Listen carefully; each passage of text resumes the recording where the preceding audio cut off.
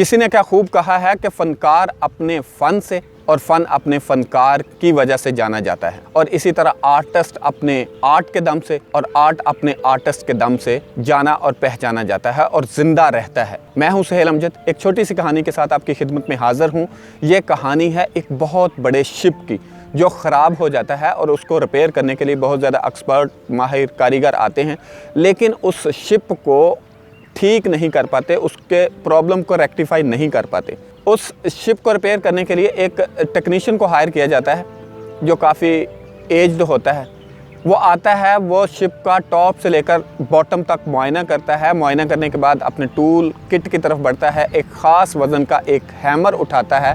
उठाने के बाद शिप की तरफ जाता है, शिप के अंदर लगे एक पुर्जे को कुछ ज़रबे लगाता है, गिन कर वो शिप ठीक हो जाता है, रिपेयर हो जाता है। जो मुर्दा कंडीशन में होता है अब वो काम करने की हालत में आ जाता है, उसका जो भी प्रॉब्लम होता है वो रेक्टिफाई हो जाता है। इस सिनेरियो को देखकर शिप का मालिक बड़ा खुश होता है और वो उस टेक्नीशियन को बड़ा अप्रिशिएट करता है।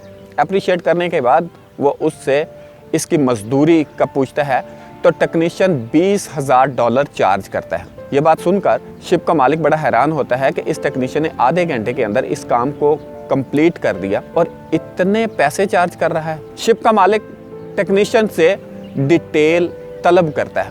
टेक्नीशियन एक वाइट पेज लेता है और उसके ऊपर डिटेल कुछ यूँ लिखता है कि हैमर के साथ शिप को ज़रबे लगाने के $2, जबकि $19,998 मेरी महारत और तजर्बे के, जिसको हासिल करने के लिए मैंने अपनी ज़िंदगी के 30 साल गुजारे और इन 30 सालों में मैंने बहुत ज़्यादा जिद्दोजहद की, बहुत ज़्यादा मुश्किलात देखी, बहुत ज़्यादा मेरा पसीना बहा, बहुत सारे लोगों की बातें सुनी, मैंने बहुत सारे तजर्बात किए जिनमें से मैं बाज़ में फ़ेल हुआ, बाज़ में पास हुआ, और मैं इस काबिल हुआ कि इस शिप के प्रॉब्लम को आधे घंटे के अंदर सॉल्व कर सकूं। वो शिप के ऑनर को मुखातब करते हुए कहता है कि आपने सिर्फ इस बात को नोटिस किया कि मैंने शिप के मसले को, शिप के जो प्रॉब्लम थी उसको आधे घंटे के अंदर बग़ैर पसीना बहाए हुए कुछ ज़रबे लगाने से हल कर दिया, लेकिन आपने इस बात को नोटिस नहीं किया आधे घंटे में करने के काबिल होने के लिए मुझे अपनी ज़िंदगी के 30 साल गुजारना पड़े,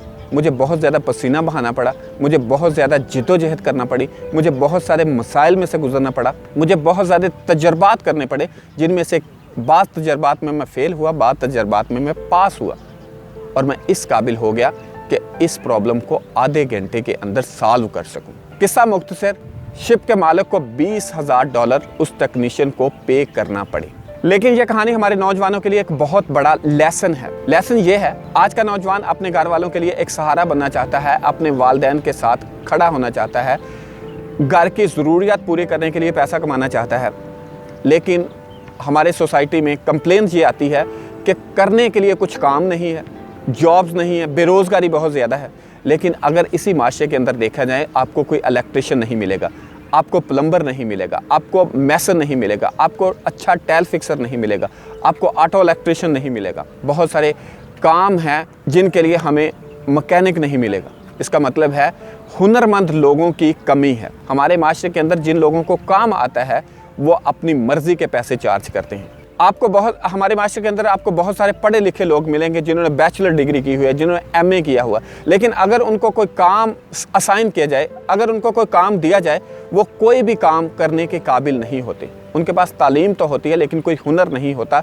हुनर ना होने की वजह से वो बेरोज़गार रहते हैं, उनके पास कुछ अर्निंग नहीं होती, वो अपने घर वालों के लिए भी बोझ होते हैं और अपने लिए भी बोझ होते हैं। तो ये सारी कहानी सुनाने का मकसद ये है कि हुनर सीखें, हुनरमंद बने।